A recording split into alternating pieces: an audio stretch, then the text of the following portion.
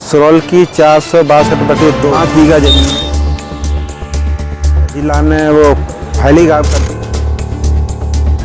माफियाओं से पैसे लेकर के फाइल को दबा दिया जाता है। ग्वालियर में भू माफियाओं के रसूख के आगे शासन प्रशासन नतमस्तक है और यही वजह है कि सूबे के मुखिया डॉक्टर मोहन यादव द्वारा लगातार गोवंश के संरक्षण के लिए चारागाह बचाने की मुहिम भू माफिया और भ्रष्ट प्रशासनिक अफसरों की भेंट चढ़ गई है, क्योंकि ग्वालियर में शासकीय चरनोई की भूमि पर अवैध टाउनशिप का निर्माण जारी है।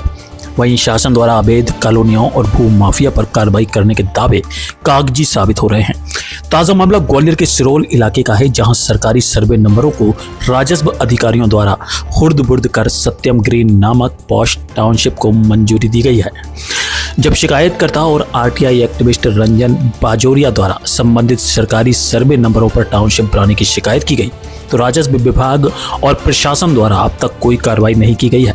इससे साफ होता है कि भू माफिया और प्रशासनिक अधिकारियों का गठबंधन सपना देखने वाले आम उपभोक्ताओं के लिए ठग बंधन काम कर रहा है।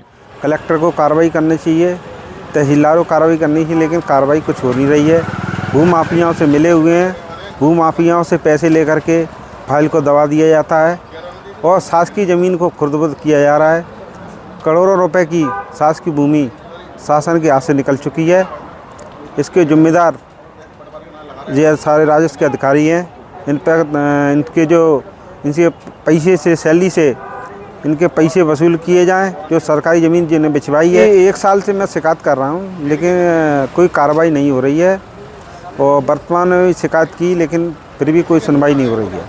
कितनी ज़मीन है वहाँ पर, क्या कीमत होगी उसकी? उसकी कम से 20 करोड़ रुपये तो मान के चलो, 20 करोड़ रुपये की ज़मीन है, उसको खुर्द-बुर्द कर दिया गया है।